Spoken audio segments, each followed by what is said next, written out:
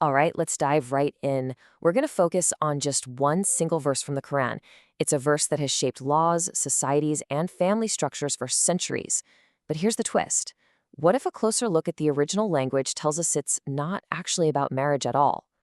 Now, this is what most people think of when they hear about Quran 4:3. It's almost universally understood as a clear permission for a man to marry up to 4 wives. There's a huge condition, though. He has to be able to treat them all with justice.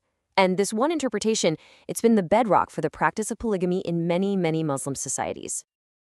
And that is the core question we're exploring today.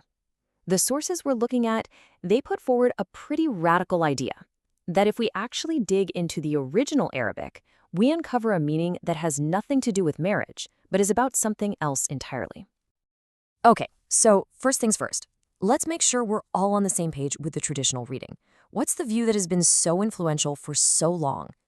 It's really that simple and direct.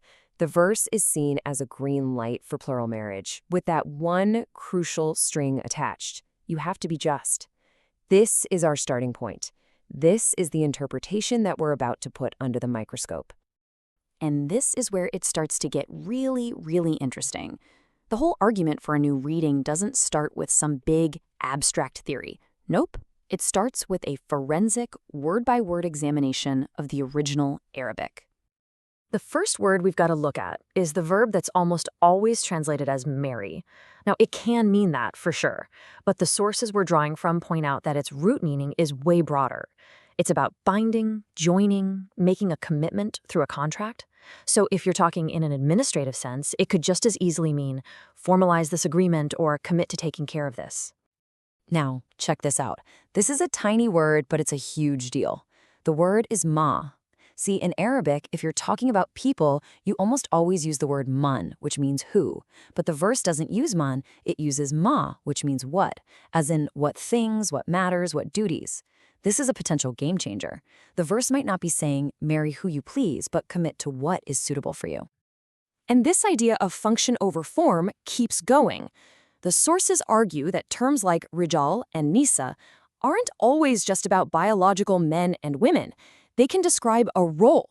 Rijal can mean those who have the capacity to support, and nisa can mean those who are in need of that support. It shifts the entire dynamic from gender to social responsibility. So look what happens when you put these linguistic pieces together. The picture changes completely. Marry who pleases you of women transforms into something that sounds a lot more like an administrative directive. Commit to what is suitable for you from among those in need. It's a totally different kind of instruction. You know, words don't just float in space. Their meaning really comes from their neighborhood, from the other words and verses around them. So what happens when we zoom out from these individual words and look at the rest of the paragraph, so to speak? Well, this verse doesn't come out of nowhere. The line right before it is a stern warning about protecting the property of orphans. In fact, the whole section, verses 2 through 6, is one long, detailed discussion about financial responsibility and protecting vulnerable people. The subject isn't romance or marriage, it's social trustship. And this context totally reframes those numbers, 2, 3, or 4. In Arabic grammar, the way it's phrased suggests a distributive count. Think of it like a manager telling their team, handle these tasks in batches of 2, 3, or 4. It fits perfectly if you're talking about taking on multiple cases or dependents.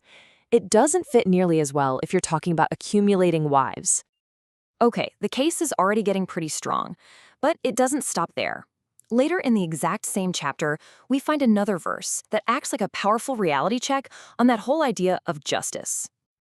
So remember how verse 4:3 sets up that big condition? You can do this if you can be just. Well, hold that thought, because verse 4:129 has something absolutely critical to say about that very condition. And here it is.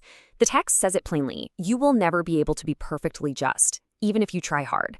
It's saying that achieving perfect, 100% equity between multiple people under your care is literally impossible for a human being. So what gives?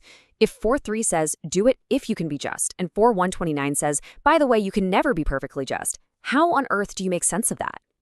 Well, it's not a contradiction. It's actually a really balanced and humane system. Verse 4:3 sets the high, aspirational goal. Strive for justice when you take on these responsibilities. Then verse 4129 comes in with a dose of reality.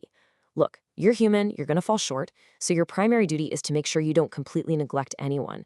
Together, they create this amazing framework that encourages you to take on responsibility while being realistic about human limitations. So let's step back for a second. We've connected all these dots, the specific language, the surrounding context, the internal logic of the chapter. What's the final picture that emerges from all this?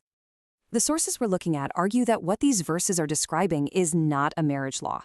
Not at all. It's something much, much bigger. It's the blueprint for a complete social welfare system, designed for a society that didn't have state-run orphanages or social security. The household itself was the safety net, and this was the instruction manual for how to run it justly. You know, this new lens, it even clears up another one of those really difficult phrases, ma malaka ayamanukam, which is often translated in ways that make us very uncomfortable today.